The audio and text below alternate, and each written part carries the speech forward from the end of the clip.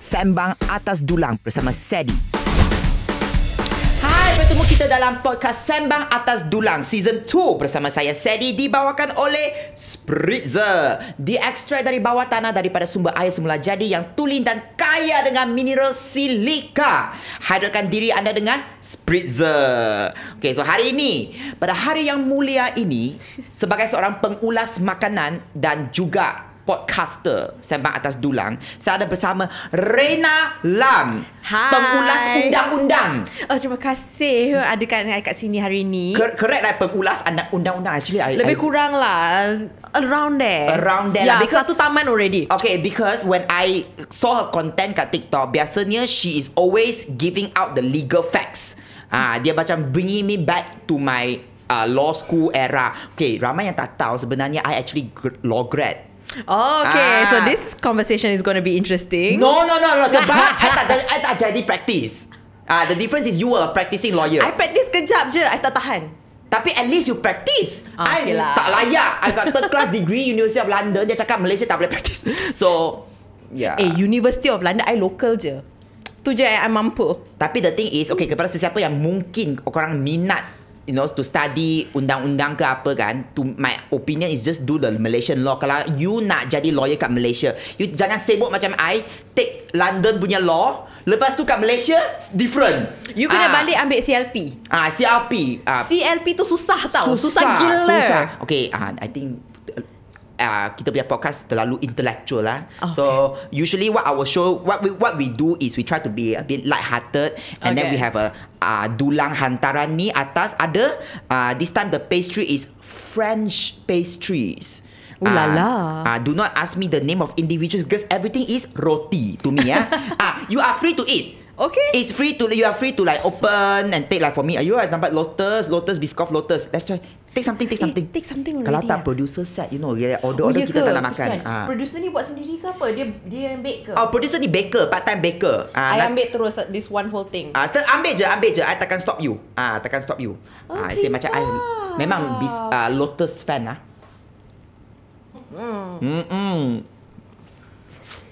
Sedap mak I.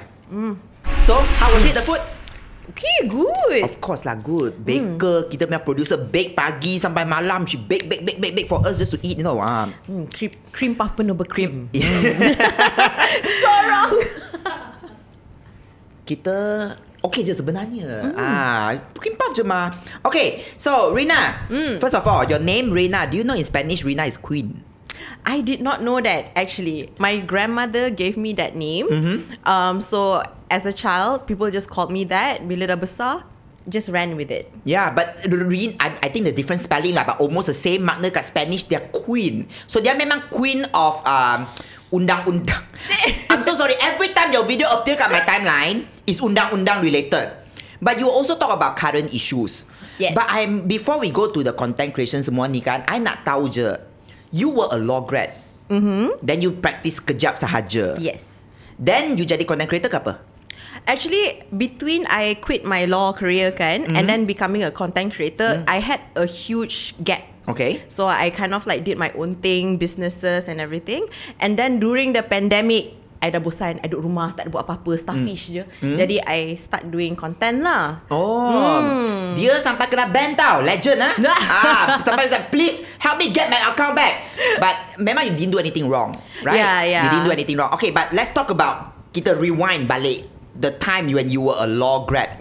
So when you were young, cita-cita nak jadi peguam.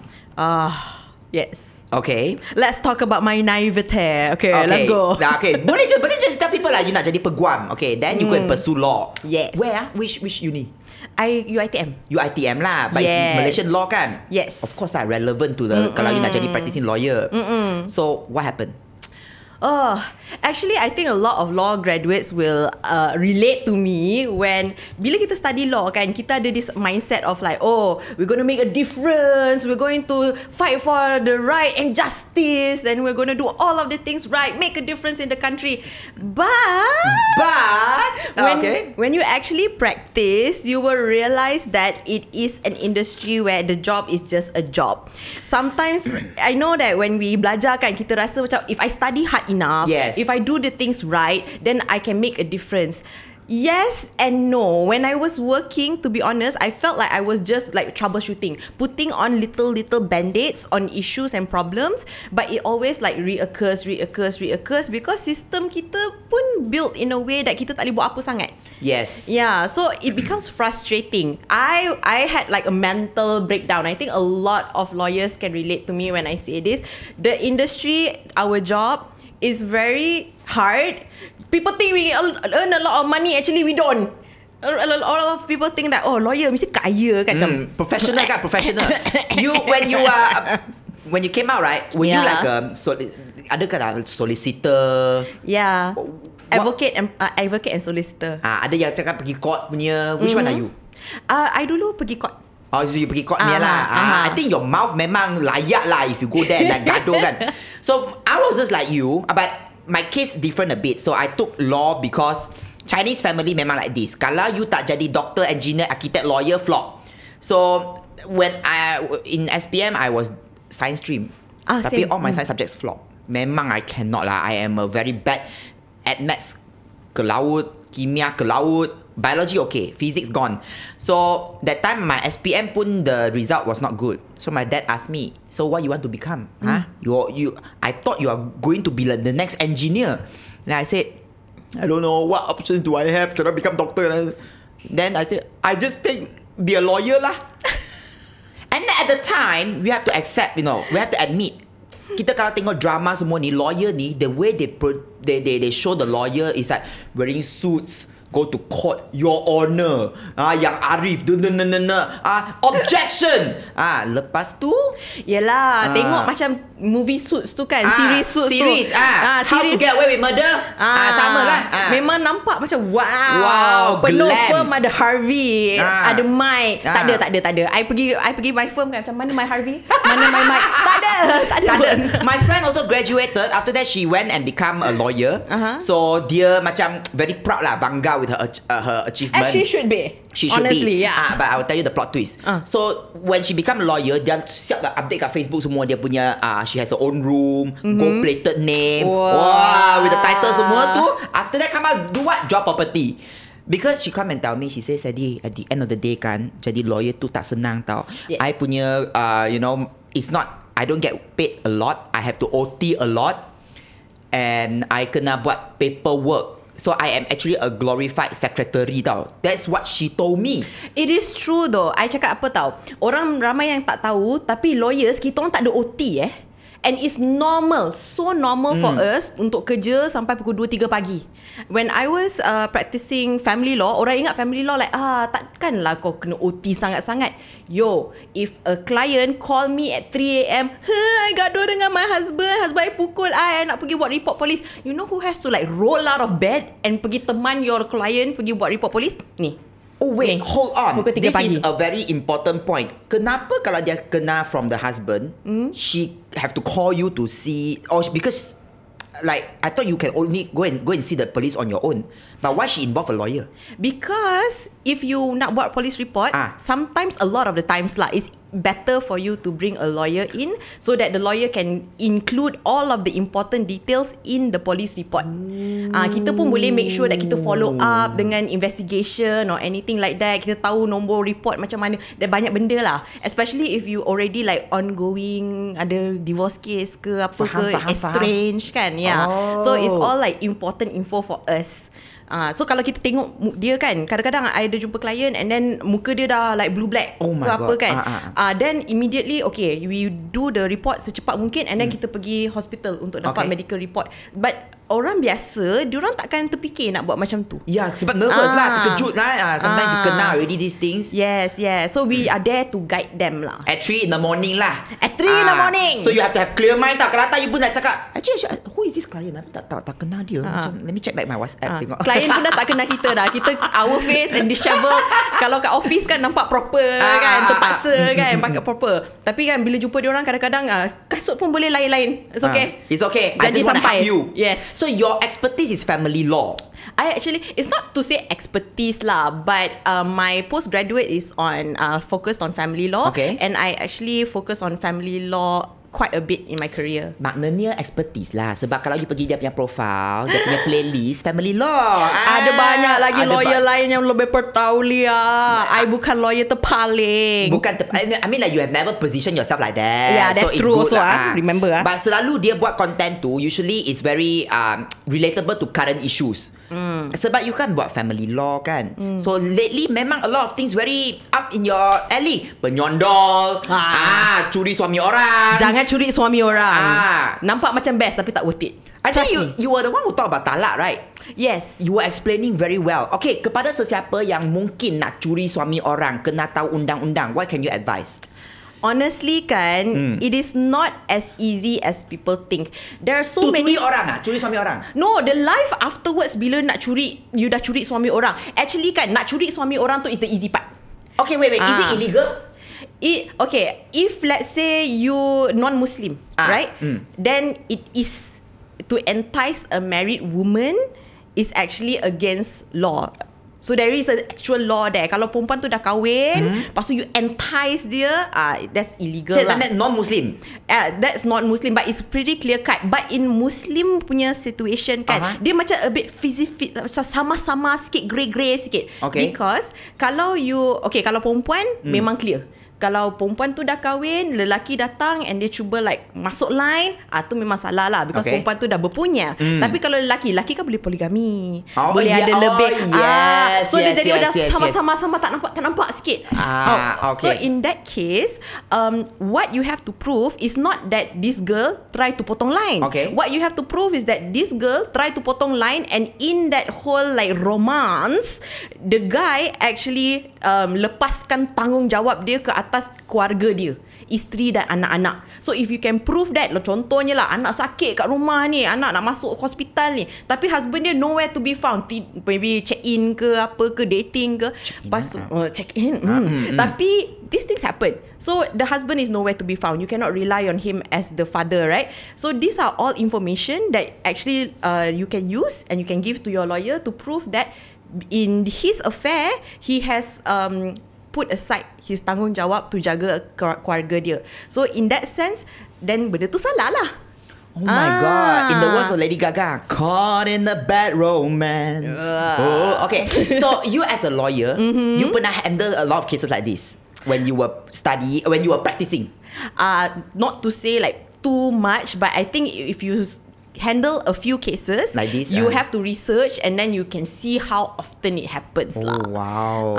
So when you do research like, this year ni dah berapa puluh dah case, and then you have to refer kan presiden. You kan lawyer juga, and you kan budak law juga. So you know presiden macam mana kan. So when you practice sama je, you can have to go through all the precedent again also. So, okay, presiden maknanya case yang pernah jadi last time. Yes.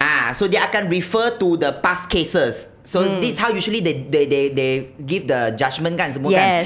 So lagi kuat case you, lagi banyak past cases yang you boleh buat untuk your side, lagi senang insyaAllah kalau untuk you menang. Wow. So what made you realise, I think I'm done with the legal already? Is it the OT? It's not just the OT tau. It's actually like the mental breakdown of the whole situation. Because okay, I feel like you're underpaid lah, to be honest. That's number one. Okay. It's really, really hard work. You are also not thanked for your work. You bayangkan lah, you lawyer kan, you akan dimarah apa benda semua, kena marah dengan judge, kena marah dengan klien, kena marah dengan senior partner.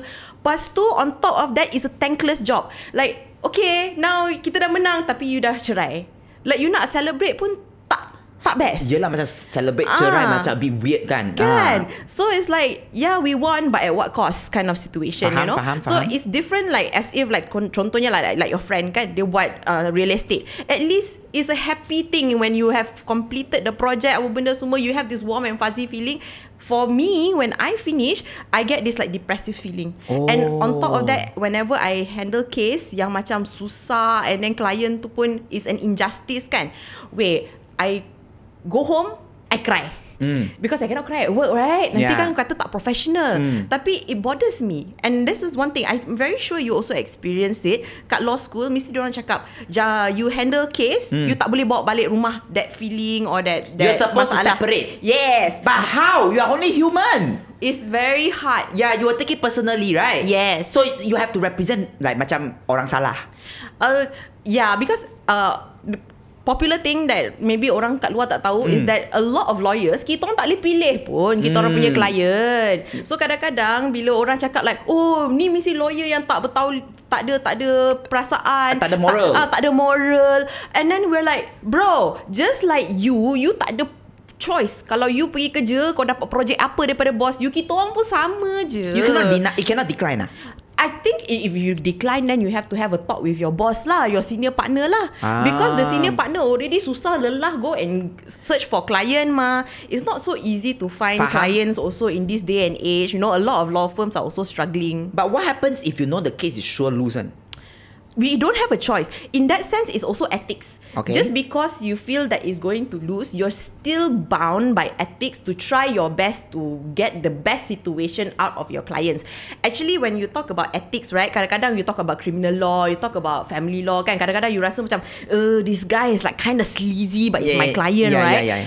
It's actually every single lawyer that I know, they always have their own code of ethics. Okay. So for example, some people, they come to me and say, Reina, you know my job? My job is only to make sure that I can give the best scenario out of my client. Where as long as it's within the framework, kita tak tolak ataupun kita tak buat jahat apa benda semua. Dah kalau benda tu boleh dapat result yang terbaik untuk klien kita, kita akan usahakan. And that is just my job. So if you feel that it's unfair, that is not my problem. That is the system problem. Faham? So every client has that line. Some lawyers, right? When I say lawyers have that line, some lawyers, they are so good that they are able to tell their firm or they own the firm. Then they say like, okay, these are the clients that I take, these are clients that I don't take. But it comes with privilege lah. Right? So if you have that privilege of like picking and choosing your client, then you also have to go through another a series of ethics where, is it that I choose just because I know I can win? Or is it that I choose because I think that they are innocent? Who do you think you are? How do you know they're innocent? Usually in cerai, berai ni kan, there is no one party yang macam angel. The angel usually, yeah. Lagi satu party jahat. No, it's all like takes two to tango, and it's very complicated actually when you go into it. So it's after you are done with law, you say, oh, you have a mental breakdown, so you did your business and all. Yeah, I'm not trying to trivialize your mental health. That's not what I'm trying to do. I understand. Nanti I kena. Ceddy make fun of her mental. No. So you took a break, then you come back to TikTok. So what made you realize that, okay, I'm gonna become a pengulas undang-undang? Honestly, right, I didn't plan any of this. Okay. It's a shock for me also that people actually like the things that I put out. I think because you're a good storyteller. Like okay, so we have short attention span, right? Yeah, that's true. But somehow when your video come out, there's another lady, she like to tell ghost story. The jap, I think you have seen her lah, the Kak Dia. Oh yes.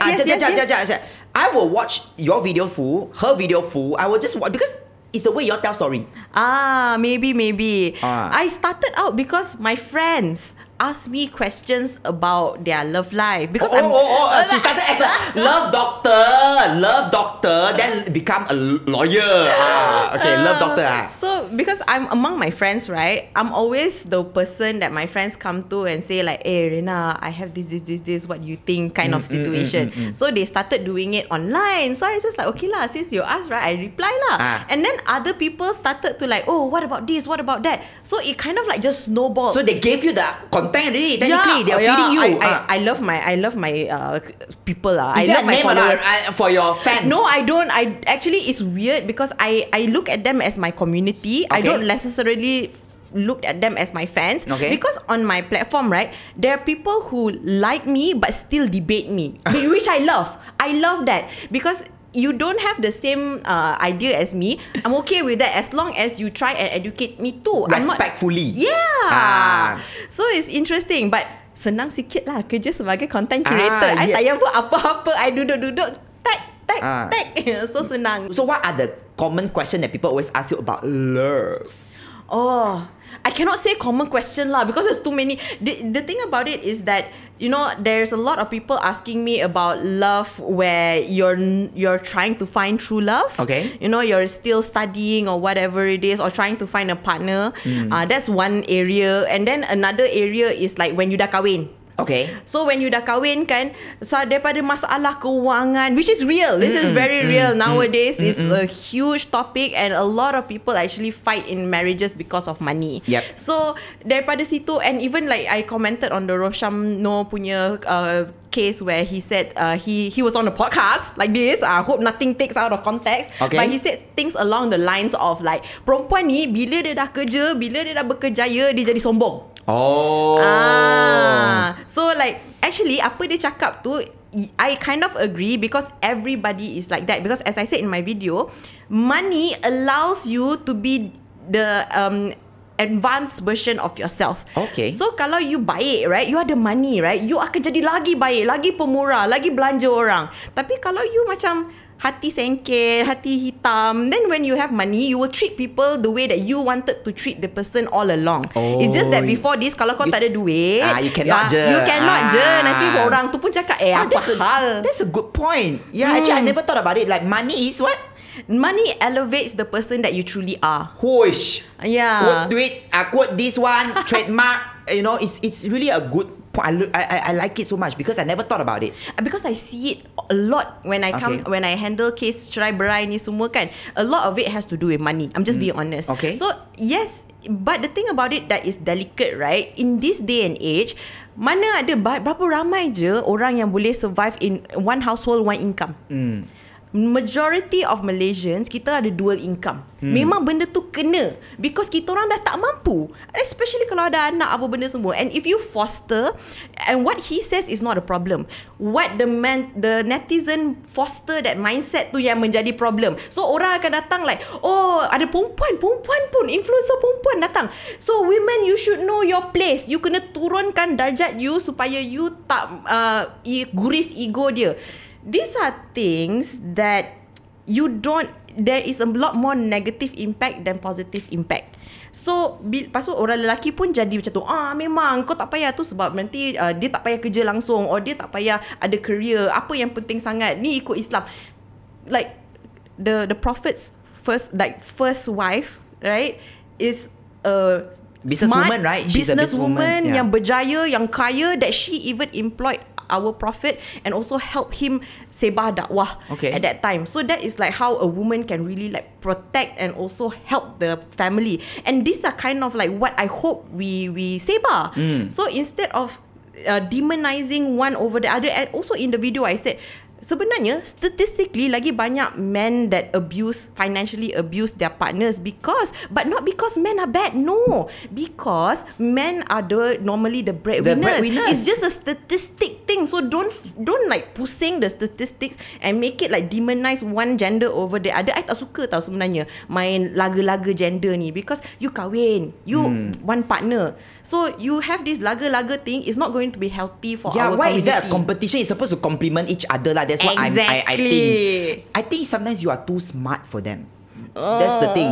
That's why you should be proud of yourself. You know why? Because sometimes content kat TikTok, let's be real here, it's always the stupid ones that always go viral. That's true. There's always a drama, gado-gado, always viral. But somehow your video always have a lot of views because you should be very thankful your renaissance, your fans renaissance macam Beyonce punya album Renaissance know how to like, you know, like they watch and appreciate your video. Yeah, I actually would like to say publicly that I appreciate my followings and viewers because a lot of them really understands what and you're want to learn actually. So that's what I appreciate lah. Because it's very rare.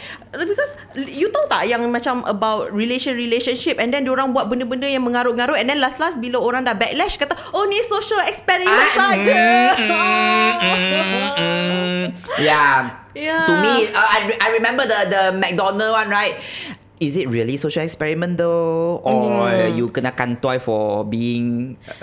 That's why. So all of these things, right? Sometimes you do all of these things for clout, and it also brings all these negative connotation on what relationship should be like, marriage should be like.